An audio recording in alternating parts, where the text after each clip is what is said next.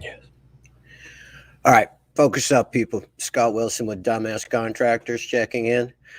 Welcome to today's briefing. This morning's topic is my logbook. Okay, got this one from Bob Richards. He's another one that passed away a short time ago. He's the first master carpenter I worked for. Worked for him for 4 or 5 years. My first job responsibility with him was maintaining his logbook. I've worked for a lot of general contractors since then. The best ones keep the most detailed logbooks. I learned a lot from Dale Stokers. He keeps a excellent logbook on every job. Basically, it's a breakdown of everything that happens during the day: weather, subcontractors, meetings with homeowners. When I hit progress payments, a list of every task that we were on that day. I break it down into day. I keep it on a list on my clipboard. Here's it's right on my desk. I make a simple list Monday through Saturday, and then I just write down what went on and what people's hours were and where we were. Now, number one, it gives me a great head start on my pricing. All right. If someone comes to me and say, "Hey, I have a kitchen. I want you to rebuild my cabinets and fix the walls and a tile backsplash and new flooring," I can go right to my logbook, and I can know how long it takes me and my crew to do certain tasks, and I can pull all that information out and accurately price jobs. If I have a problem later on in a job, and I need to go back and figure out, well, where did this go wrong? Where did the wrong tile get put down? Where did the wrong flooring get put down? And I can go back to meetings that I had scheduled. Everything is right there written down. What Bob taught me is that a logbook is like a ship's manifest. That how many souls are on board. It's a legal document. Um, it just keeps. It was like a diary of what went on all of his jobs all the time, and I've kept this logbook ever since. I actually have saved my logbooks back to the late '80s, just so that I can. Sometimes I'll just thumb through them. Yeah, I remember that job. I remember that job. It's a really good way to document what goes on a job site, what goes on in your work life, how your year went. Sometimes I'll map out the year. We spent 2 months on this job, 3 weeks on this job, 12 weeks working for these folks. And I can kind of block my week out and know where I needed more labor, where I could have hired more labor, where I had too much labor, and maybe I needed to let somebody go sooner.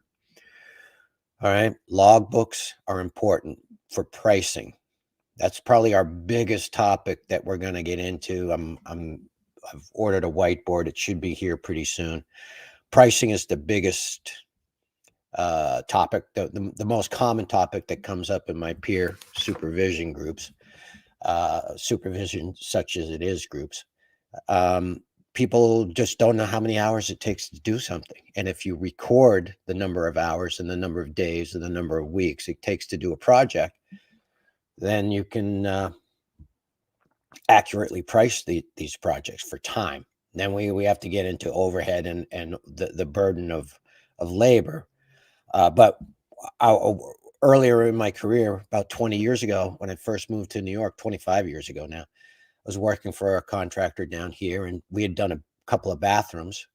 And we were in a meeting, and my employer asked me, did he think we could do this bathroom in 2 weeks? He was showing me our next job, and I said, no, that'll take us 4 weeks to do. And he's like, no way. There's no way that it will take us 4 weeks. It's not that big a job. Then I pulled out my logbook, and I'd been logging his jobs, and I was like, no, this was me and the helper for 4 weeks to do this bathroom. It's the exact same bathroom. We're doing, pretty much a direct replacement, and you need to bid it at 4 weeks. And he was upset that I had been tracking his jobs and his time, but I was like, no, I was trained to do this early on because this allows me to price stuff and to understand how long it takes to do work and get an accurate reading on it. Because you can think it through in a heartbeat. You have to get when you have to get out there and do everything and get other people to do their jobs. That's when it takes a lot longer. So, yeah, he didn't believe me. He didn't believe that that's how long it took. There was no way that it was gonna take that long, and then it turned out, he bid it as a 2-week job, and it took us 4 weeks, and I was like, "There's only so much you can get done in a day." The logbook doesn't lie. And you're better off if a client comes to you and says, "I want a bathroom that's gonna take you 4 weeks to do," and you bid it for 4 weeks and don't get the job, you're better off. Why should if you lose money on every job, you can't make it up on volume. Every job has to be profitable. And you have to know how many hours it takes to do each job, and you have to time every job. When we get into pricing, it's materials. Every job I track materials and time, every single job. Joe Marrero will tell you, we sit down at the end of the job, we add up the days, and we adjust it in our price list so that I know how long it takes to do every single job that comes into my shop, and I can price them profitably. And if I don't get it, sometimes people can't afford it. Sometimes people find somebody that'll do it for less. But if they want me to do the work, and I know how long it takes me and my crew to do the work, it doesn't matter how long it takes somebody else's crew to do the work. It's my crew. It's me and my crew, my management system, my suppliers, my vendors, my subcontractors. How fast can we get in and get out? And that's time compression and acceleration. And those two things are very important.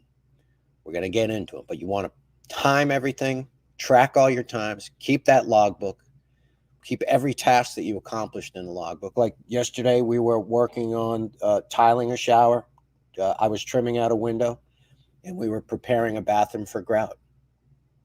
So I know that whose house I was at, how many hours we had in, and what we did. And I can go back through and say, okay, this is why we have to charge this much money for that job. And it's accurate. It's unemotional, and it's not guesswork. Yeah, that's how much I need. If you want that much work, this is how much I need to have in my bank account to do it, to pull it off. And if I don't get it, I'll go to work for somebody else who can get it. All right, we're burning daylight. This is Scott Wilson with Dumbass Contractors, urging you to stay loose, stay relaxed, most importantly, stay in front of it. Wilson out.